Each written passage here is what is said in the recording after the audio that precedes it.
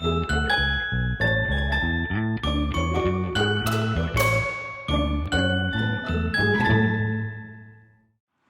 it's Jamie with thedailyinfusion.com, and I just finished watching an excellent movie for the second time, The Lord of the Rings, The Fellowship of the Ring.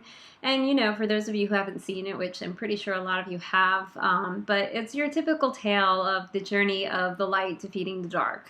And what it inspired in me right now was to discuss more of the way that I view that battle and how it relates to a topic that I think is really important, which is the battle that we all go through internally between the head and the heart. And the way that I see that this light versus dark journey relates is that it's not necessarily that the head is dark and the heart is pure light, but although it kind of is. It's more just like there are parts of our minds that are dark, the subconscious parts, the hidden parts of ourselves that we're not always aware of, but they are motivating those voices that we so often hear that have a lot of reasons to talk us out of things that generally are motivated by fear and wanting to control things. No different than the dark forces in any film that they're trying to have control, and they do it by power and fear. And that's the force that they use, is motivating by fear. And we call this, even in psychology, our shadow self, the subconscious mind, and the ego motivations that we have, which is our protective mechanism, that we're trying to avoid pain when we're in our minds. The mind has an awful lot of reasons to not do things to avoid what we perceive might be a painful occurrence. And the way that happens is it bases it on past events that have happened to us that we perceive were very painful. And the shadow parts and the subconscious parts are where those memories are stored usually. We don't always fully process those things, and it can come out during a time where our heart, which is really in the present moment, is trying to tell us something to trust. And then you'll have the voices in the mind to start going and chattering away, saying, don't trust this because of this past event, and we don't want this to happen in the future. And so right there, you're taken out of the present moment. You can't see clearly. You're in the dark. And the heart, that's sort of the light that turns it all on, that brings us back to the moment of reality of what's really going on. What's the truth of what's going on in this moment, as opposed to my fear of what might happen or bringing up a past conditioned thought. And we do this all the time so much that, how do we know the difference between following our heart versus following our head? Well, one is motivated by fear typically, and the other is motivated by a knowing and a trust and a belief in ourselves. No different than in this journey of Lord of the Rings, the Hobbit having to believe in himself outside of any other influences going on around him, especially the dark forces of that ring constantly tempting him and every man around him. And if we give in to those voices of fear and the logical reasoning that the mind likes to provide for us, we don't always necessarily get the full truth of reality of what's happening. And we don't always believe in ourselves that we can go through and handle anything that's meant to be along our path.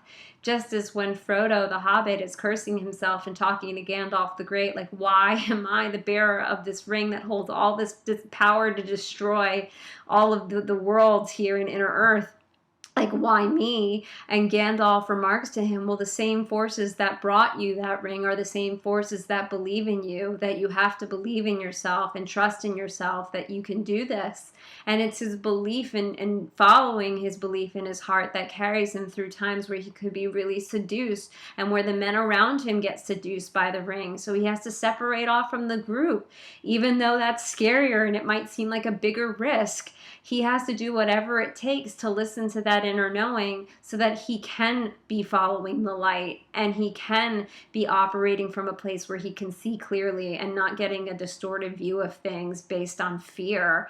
And we get into this trap so much in our lives because we're so afraid of so many things going wrong, and if we can't control an outcome to something, and if we've been really hurt by something in the past, we think we can protect ourselves from these things. But in reality, the truth of every moment is that whatever comes across our path is always going to be something that will reveal to us our own strength in ourselves, and it's a test to see, are we going to believe in ourselves and get through that moment with that trust and allowance and that that love in our heart, which is just the openness to allow everything to transpire? Or are we going to listen to the mind and give into the dark forces that keep us in fear through the entire thing that's meant to happen anyway? You know, we're always going to get what we need regardless. So are we going to go through that journey constantly afraid and in resistance? Or are we going to be an allowance in the knowing of a heart that keeps us in the moment, and it keeps us clear? It keeps us able to make informed choices that come from a place of knowing and trusting and believing in ourselves just a little bit more deeply. And we get stronger each time we follow that knowing.